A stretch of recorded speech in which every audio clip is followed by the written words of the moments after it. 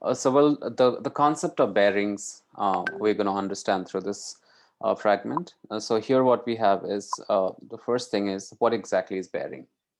Now bearings is always taken with respect to the north direction, and it is on a plane surface. So now when you look at bearings, like lots of people think that it's a vertical distance. Actually, you look at the bearing is like it's like a compass kept on Earth's surface, and it rotates with respect to north. So it is north here, and the compass rotates to show the directions. So I'm just going to quickly run through what exactly is a bearing. So first is like the definition of bearing is always you consider the north direction as an important part here. So the north direction is taken as a reference, and the reference point, like to by which you rotate, is always rotated through clockwise. So now I'll just quickly show you here. Let's say I wanted to find out the bearing of this mountain from this point. So in that case, you're going to talk about this is the angle. Now the rotation actually happened is clockwise, and you took the north as a reference. This is the north direction that is taken. Here is as a reference, this part. Now let's just go ahead and try to understand more the in-depth concepts about this. So now it's a compass that aligns itself according to the direction. The bearing is always calculated from north. It's always taken clockwise and written in 3 figures. So now when you talk about the bearings, let's say here, if this is the point, let's say this is the point here, with respect to that point, this is the north direction.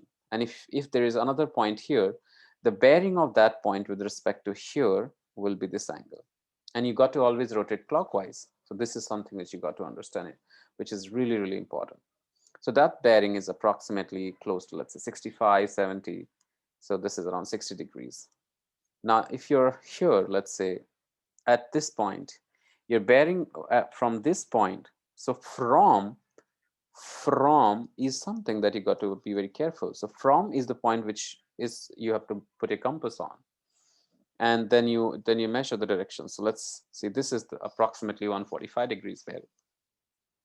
Here in this case, next up is around 230 bearing. The next up is approximately 315. Obviously here they will be giving the measurement, but this is as you know that this is uh, happening right in the middle. So this is 45, 45. That's why they got the answers. Now this is the similar repetition, so I'm just going to skip this. Now here I'm just talking about the bearing and like to and from key terms. So now when you talk about the bearing of, let's say, B from A, now A is my reference point in that case. So you're going to draw the north angle line here. So this is your north line. And from here, you're going to rotate in a way so that you face towards the B. So this is simply the bearing. Now I'm just going to quickly draw it and show it to you here. So from A, you draw the north and keep your compass, and you refer this is approximately 60-degree bearing. Now bearing of A from B here. Now if I'm talking about B from A, now let's say if the bearing is from B from A, in that case, sorry, A from B, in that case, your B is the reference point. So from point is always the reference point. So from B is going to be the reference point, and you're going to rotate approximately this angle clockwise.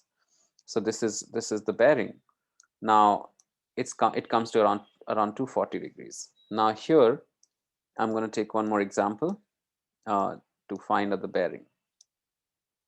So let's say find out the bearing of Q from P. If I have to approximate, what's approximate bearing? So Q from P in this case, so P become my reference point. And from there, you rotate clockwise. You put your compass such that, protractor such that you can track the Q in your angle of vision. So this is going to be the bearing, approximately 120. Let's see what's the correct answer. So you draw the straight line between the points, you draw the north line at P, and then you take the bearings, which is approximately 118. So same way, if it is from Q from P from Q, so keep your compass at Q and you measure. So approximately it's close to 298. So that's how you do the bearings of one point from with respect to the other point. Now I'm going to just go ahead and check out on like mixed calculations where you require uh, the skills of multiple sets like sine rule, cosine rule, right angle trigonometry, and some tedious calculations. So the question is, an orienteer runs around 720 meters in direction of 236 bearing to a checkpoint, and then 460 meter direction of 146 to finish. Find out the distance from the starting point to finish point and the bearing of this finishing point from the starting point. So first let's take the point here. Assume that this is P.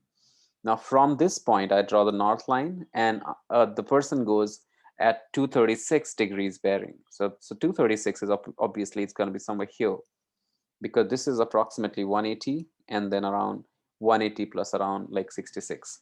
So this is your 56. So this is 236 degrees. And to reach to, let's say, if I mark this point as, let's say, Q, then then from here the person takes a bearing of 146. So now from north line, from here you draw north line.